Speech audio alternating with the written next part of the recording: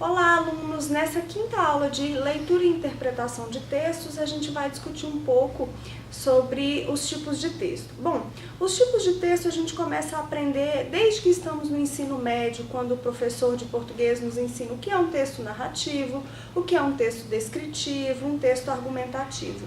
Então hoje aqui a gente vai falar um pouquinho sobre cada um dos 6 tipos de texto e em seguida você vai desenvolver o questionário proposto dessa aula, tudo bem? Então, toda vez que nós falamos de tipo de texto, a gente está pensando em características abstratas que vão constituir esses textos, o modo como esses textos se organizam, né? Quando a gente fala em produção de texto, a gente tem que pensar para quem esse texto é produzido, com que objetivo esse texto é produzido e com que finalidade, qual é a composição desse texto, né? De que forma, de quais são as palavras que a gente vai utilizar, o tema do qual a gente está tratando, é isso que nós chamamos de condições de produção. Então você acompanha comigo aí no slide cada uma dessas características que vão compor os 6 tipos de texto que nós temos aqui. Então vamos começar pelo texto narrativo. O que é um texto narrativo? Desde pequenininhos nós aprendemos que as histórias, todas as histórias que nos são contadas quando somos crianças, elas são narrativas, elas têm um início, um meio e um fim. Então o texto narrativo, a principal característica do texto narrativo é justamente essa, que ela tenha um início, um meio e um fim, ou seja, que o texto narrativo seja composto por um tempo cronológico. Você não começa a história pelo fim, aí você passa pelo meio e então você conta o início. Não, você começa a história. Era uma vez, 2 pessoas que se amavam e lá no final elas ficam juntas ou não, né? Aí você tem um exemplo do livro Os Maias, que eu vou ler um trecho para você entender daquilo que eu estou falando. Então, comece assim. E ele, caminhando devagar sob as acácias, sentia no sombrio silêncio as pancadas desordenadas do seu coração. Subiu os 3 degraus de pedra que lhe pareciam já de uma casa estranha. Ali ficou. Melanie, com o chale na mão, veio dizer-lhe que a senhora estava na sala das tapeçarias. Então veja, existe uma sequência ordenada, cronológica, para que isso vá acontecendo e você crie na sua imaginação a cena daquele acontecimento. Isso é muito importante no texto narrativo, Essa questão da ordenação dos acontecimentos. E aí a gente também tem a questão dos personagens, dos cenários, a gente consegue imaginar essa cena a partir de todos esses outros elementos. Bom, o segundo tipo de texto que nós temos é o texto descritivo. O que é um texto descritivo? É quando a gente descreve algo ou alguém em termos de suas qualidades ou características. Então nós utilizamos adjetivos, nós utilizamos substantivos para nomear e para qualificar as coisas, Então, aí eu coloquei o exemplo, um bom exemplo do texto descritivo é um vocábulo, um verbete de dicionário. Quando nós estamos interessados em saber o significado de alguma coisa, o dicionário descreve para a gente essa coisa em termos de suas qualidades. Então tem aí um exemplo, a ameixeira, que é uma árvore pequena, um arbusto ornamental da família das rosáceas, que é originária da Europa e que tem polpa doce ou ácida. Então, a partir dessas características, você vai diferenciando a ameixeira de qualquer outro elemento ou de qualquer outro tipo de árvore que a gente possa ter, Então, esse é o texto descritivo. O texto descritivo não está preocupado com o juízo de valor, ou seja, com o julgamento, se é certo, se é errado. Não, ele simplesmente descreve, Onde você mora? Eu moro numa casa que fica na região central de Rio Verde. Essa casa é de cor azul, com 5 quartos, 2 banheiros, uma garagem, enfim, Você está descrevendo uma cena para alguém, para que essa pessoa consiga imaginar as características e as qualidades disso que você está descrevendo. É o texto descritivo. No texto descritivo, como você vê aí, não existe uma preocupação com a ordenação cronológica dos fatos, como acontece lá no texto narrativo. Então, embora sejam tipos de texto que normalmente andam juntos, o que eu quero dizer com isso? Que normalmente quando a gente lê um romance, quando a gente lê um livro, a gente se depara com muitas descrições, né, das qualidades físicas do personagem ou do lugar onde eles estão vivendo aquela situação. E associado a isso a gente tem uma contação de histórias que é feita de forma cronológica. Então, um tipo de texto eu digo que nunca anda sozinho, ele sempre anda acompanhado de outros tipos de texto, tá bom?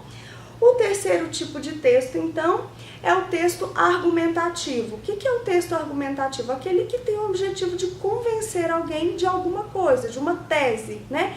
De algo que você acredita. Então, se você faz uma argumentação, como é pedido para a gente fazer numa redação do Enem, do ENAD ou de uma prova de concurso, eles estão pedindo para a gente argumentar e convencer alguém a pensar como a gente pensa. Então, o que a gente precisa na hora de fazer um texto argumentativo? A gente precisa colocar uma tese e desenvolver argumentos que convençam alguém de que a gente está certo em relação a essa tese, né?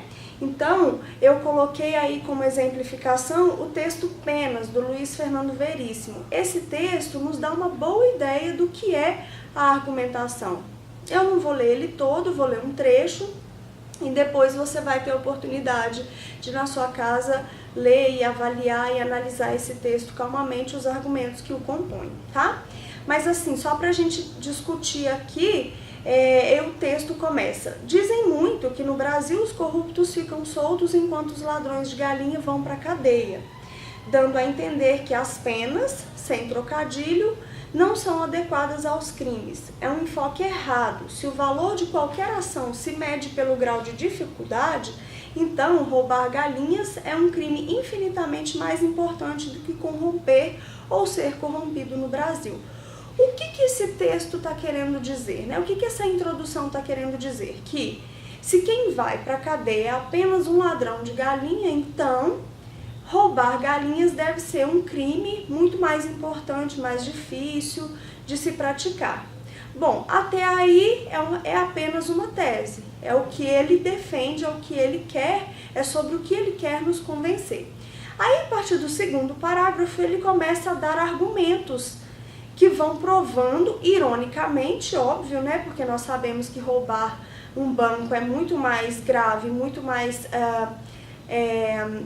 algo que exige muito mais destreza do que roubar galinhas, mas a gente observa que ele se utiliza da ironia para nos convencer que justamente é isso que é o errado no Brasil. Então, vamos pensar, né, lá nos argumentos que ele utiliza no segundo parágrafo. Então, ele diz: o roubo de galinha envolve o trabalho intelectual. Como o ladrão de galinha dificilmente terá um curso superior, o planejamento é duplamente trabalhoso. Então, que planejamento é esse? Ele vai dizendo: olha, é preciso escolher o galinheiro, é preciso romper a cerca, é preciso escolher as ferramentas ou instrumento adequado, é preciso usar uma vara, tomar distância, fazer cálculos, aguentar as bicadas do galo que está ali para proteger, né, as galinhas, evitar que as galinhas façam uma algazarra. Então, são argumentos que ele vai utilizando para nos convencer de que, ironicamente, roubar galinhas é um crime infinitamente mais importante do que roubar um banco ou roubar o INSS, né?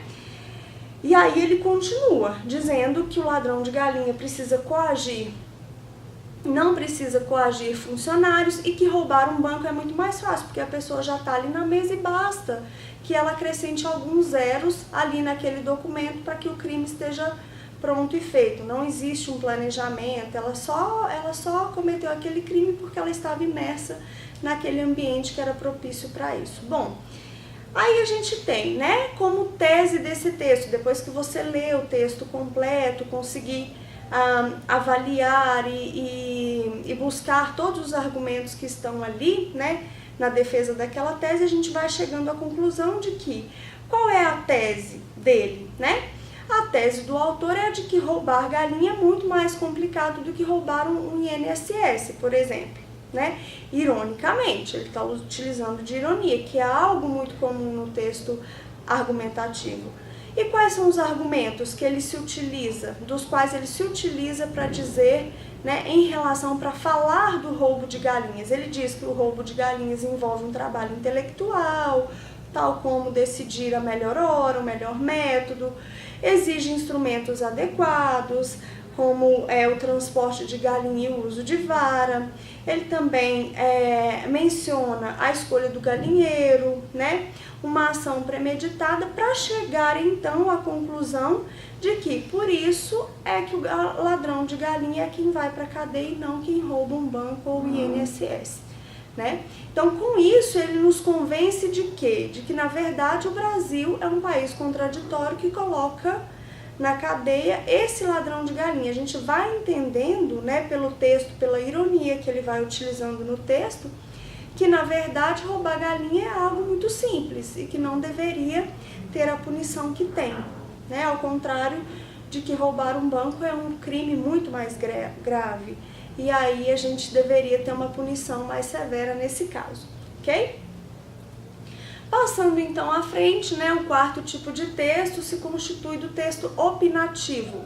O que é um texto opinativo? É aquele que menciona a opinião de alguém. Bom, ele é um pouco diferente do texto argumentativo. Por quê? Porque o opinativo não tem uma argumentação formulada, não tem uso de argumentos, né?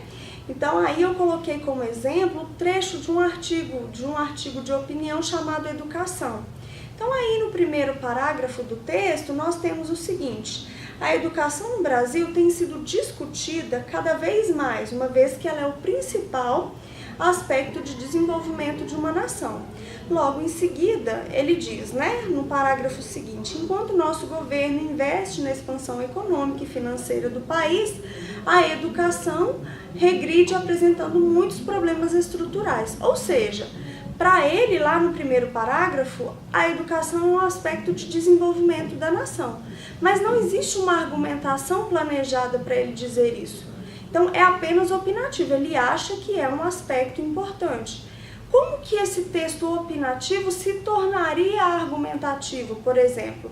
Se ele mencionasse um argumento pelo qual a educação é um aspecto de desenvolvimento, dizendo, por exemplo, né, a educação é um aspecto de desenvolvimento de uma nação porque forma cidadãos críticos capazes de exercer os seus próprios direitos. Aí sim, aí a gente já teria um texto argumentativo. Eu costumo diferenciar a opinião da argumentação da seguinte maneira: a gente fala, às vezes a gente tem alguma opinião sobre uma pessoa, então eu cito um exemplo, Maria é insuportável, ou Maria é chata, né? É a minha opinião. Agora, quando eu digo que Maria é chata, é insuportável, porque ela não respeita o direito do outro de falar, ou não espera pela própria vez de falar, ou sempre interrompe alguém na fala quando essa pessoa está falando, eu estou dando um argumento para a minha opinião. Então, o fato de a Maria interromper recorrentemente as pessoas nas falas delas faz com que eu acredite que ela seja uma pessoa chata. Então, essa é a diferença entre opinião e argumento. Né? Opinião é aquilo que eu acho sem justificativa. Argumentação é a minha opinião acrescentada de uma justificativa para essa opinião, tá bom?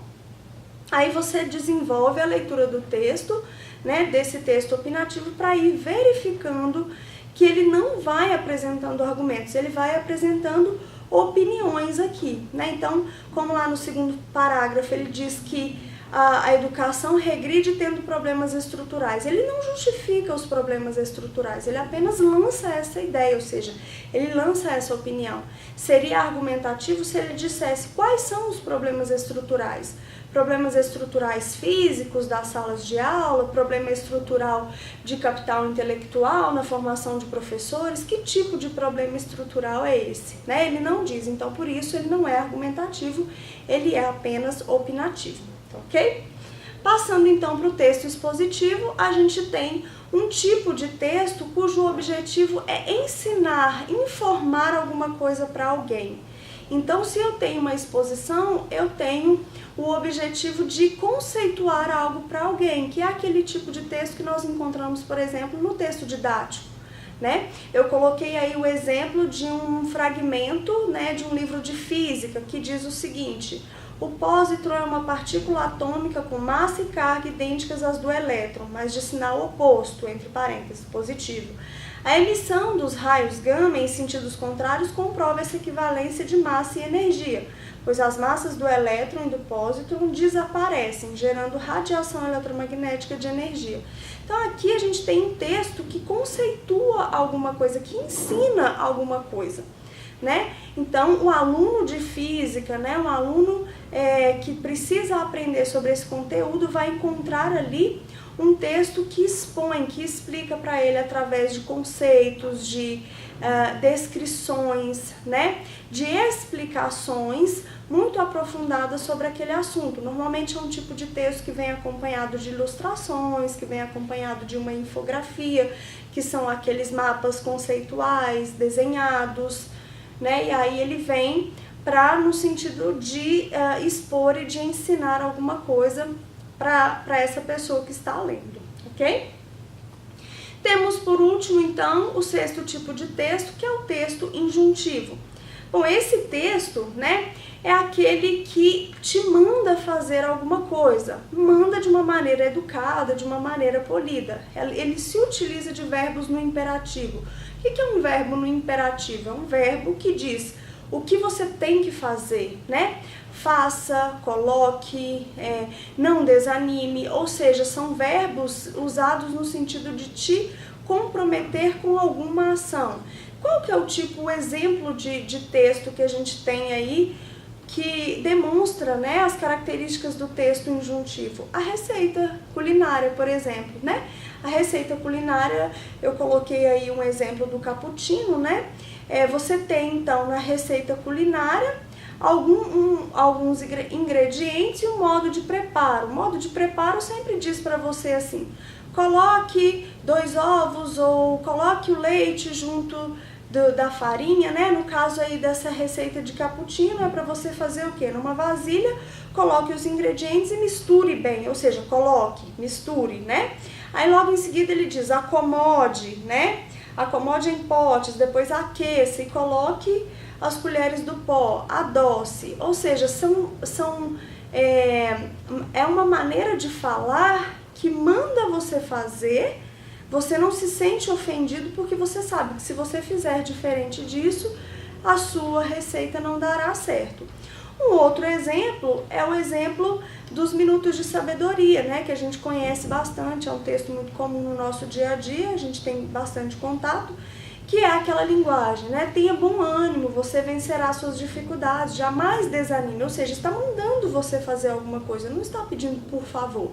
Esse é o verbo no imperativo, mas ao mesmo tempo não é uma maneira que soa deselegante ou mal educada, né? Algo que vai constituindo uma relação ali com você, uma relação de te fazer ter uma ação, mas não no sentido mal educado. Bom, assim nós finalizamos a nossa aula sobre os tipos de texto e agora você vai seguir para o questionário e desenvolver as questões propostas.